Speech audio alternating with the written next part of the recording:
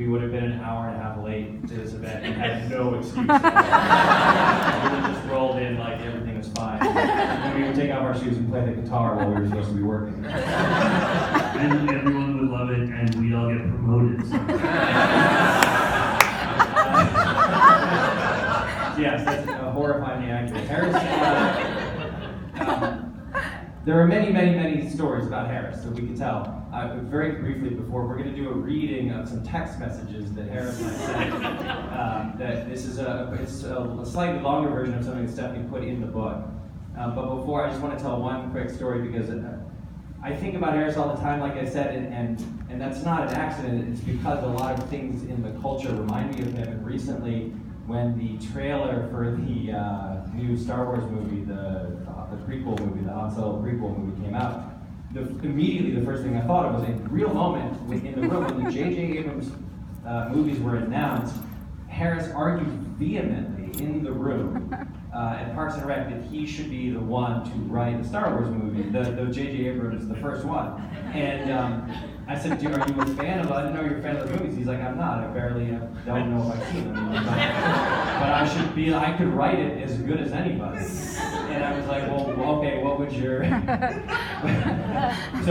Star Wars movie be? And he would go like, I mean, how hard is it? He goes, like Princess Leia goes over and says something to Hans. He thought the character's name was Hans Olo. I think that's what it's called. It's a true story.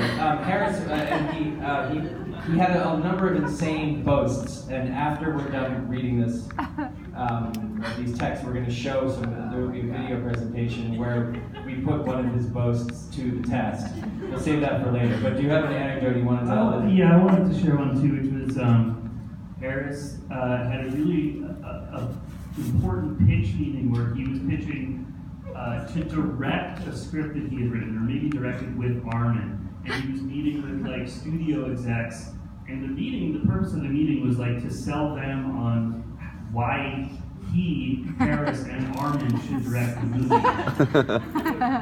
And I was talking to Harris about it the day after, and he was like, it was tough. Like they asked like serious questions. Like they were like, the movie takes place at night a lot. What kind of cameras are you guys going to use if they shoot the movie? And I was like, shit, that's, wow, like, what did you say? And he was like, I said, like, we want to use the Canon 90 series because it's really good at taking in low light. And I was like, I didn't know you knew anything about cameras, that's crazy. And he was like, I don't know anything about cameras, but I knew the studio exec didn't know either. And he was right, he didn't say anything. The studio exec was like,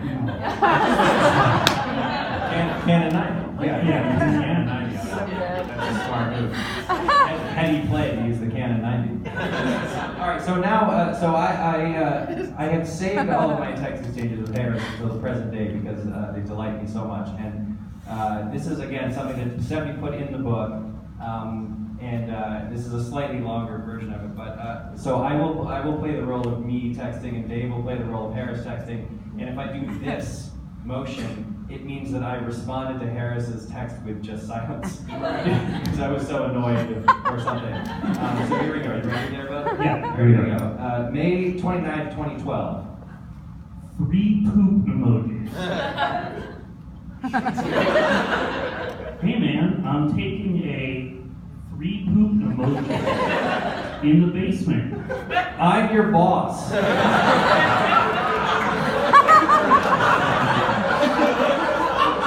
August 9th, 2012. Okay, so this one it's a little hard to describe, but basically this begins with a picture of Harris pooping. It's kind of shot like this, where he's like lifting up his shirt a little bit. Yeah. And then he writes, found a great vacant bathroom downstairs. Be back soon. You guys keep going. I'm tweeting this if you don't get up here in 30 seconds. Side note, Harris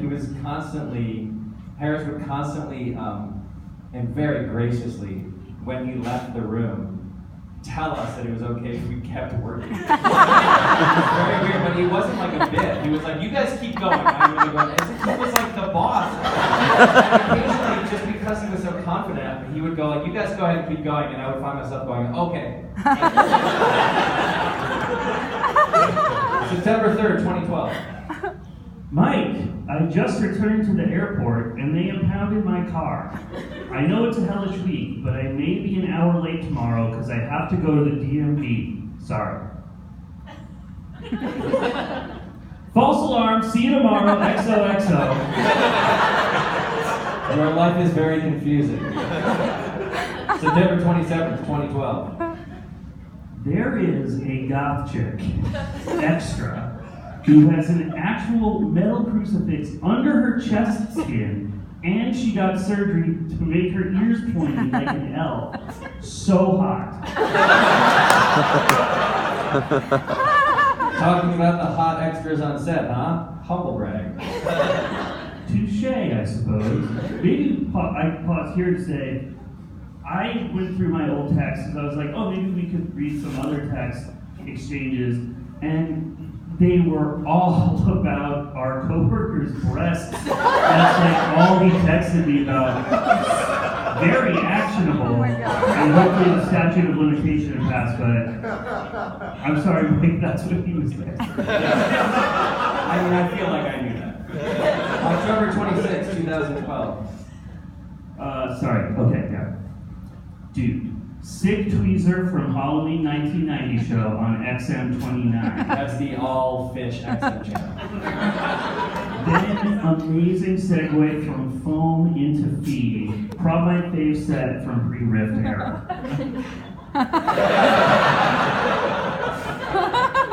Well, take her easy.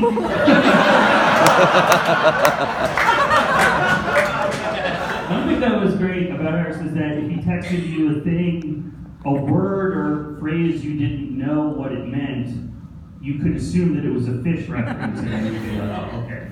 July 8th, 2013. Here we go. Fish opens set 2 with Energy by Apples in Stereo. You like those guys, right? I'd never heard the song, but it was enjoyable. Get back to work.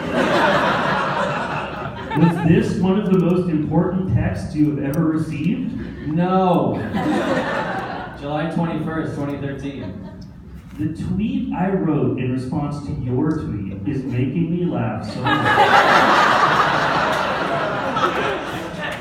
Great stuff.